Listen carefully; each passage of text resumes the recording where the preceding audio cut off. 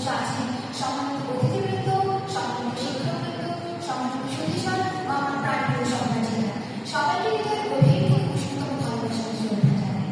অত্যন্ত দুঃখভরা আন্দোলন নিয়ে আজ এমন এক পর্যায়ে দাঁড়িয়ে আছে যাকে নারী প্রবাহী কৃষ্ণায় বলছে আগমন থাকলে প্রস্থান রয়েছে। এই চলমান জীবনের ক্ষেত্রে সে একই খেলা আগমন ও প্রস্থান। মনের অন্তর গভীর হতে বাবার চিত্র তখন মুছে যাবে না।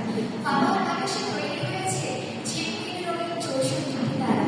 এই হিয়াল পথশ্রুতি গাথা, ছোট বড় অমৃত কথা, সহস্র স্মৃতিরাশি অনিচ্ছায় যাচ্ছে বাসি।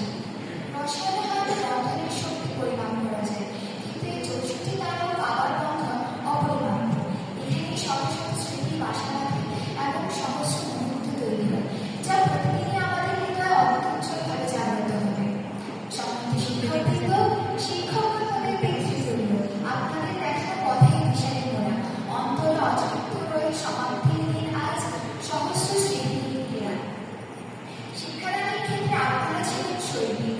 আপনাদের মাধ্যমিক পাঠদান আমাদের কাছে মুগ্ধতা ছড়িয়েছে প্রতিনিয়ত। সহজ সরল স্বাভাবিকভাবে বোঝানোর চেষ্টা ছিল আপনাদের। আপনাদের জন্যই আজ আমার যোগ্যভাবে উঠিত হতে পেরেছি। অভুক্ত স্নেহের অনিবার্য আকর্ষণই আপনারা।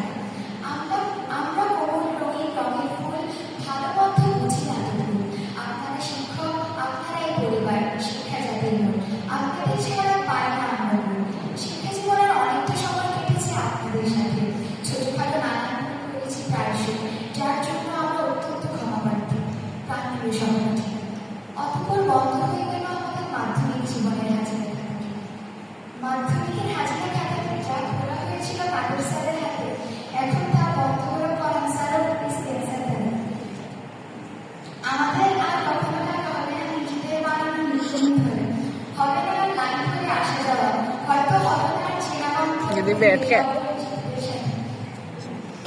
म्हणजे काम दे क्या काम কেন পাহাড়ি বয়স ছোটবেলার বন্ধু হারিয়ে যায়। পড়ার ছাড়া স্পেন্সার যেমন আমাদের ২ বছর ধরে পিতার পাথরে আটকে রেখেছে, তা ছেড়ে ধীরে সরে যেতে হবে আমাদেরও। বটবৃক্ষের মধ্যে ছায়া আটকে রেখেছেন আমাদের অধ্যক্ষ মহোদয়, যার জন্য তাকে অসংখ্য ধন্যবাদ।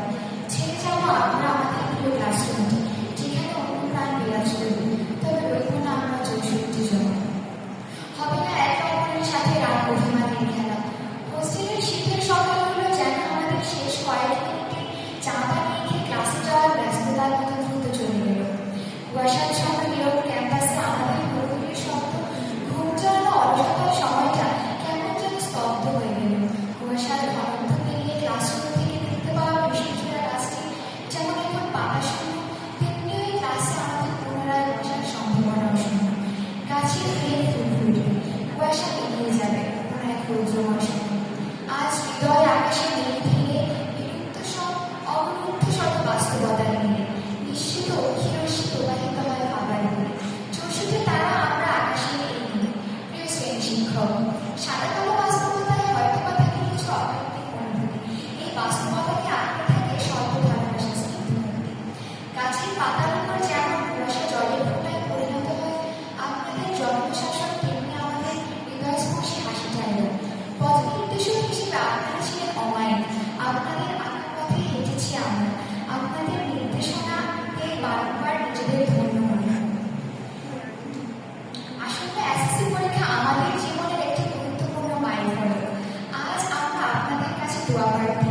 আল্লাহ যেন আমাদের কাঙ্ক্ষিত ফলাফল দান করেন এবং আমাদের আগামী জীবন সুন্দর করতে সাহায্য করেন। পরিশেষে এটাই বলতে চাই, সমাপ্তির দিন শেষে হয়তো ভিন্ন পথে প্রতীক হব, আজ ইচ্ছে হলেও জোনাকির রঙে রঙিন হব ইনশাআল্লাহ। আচ্ছা।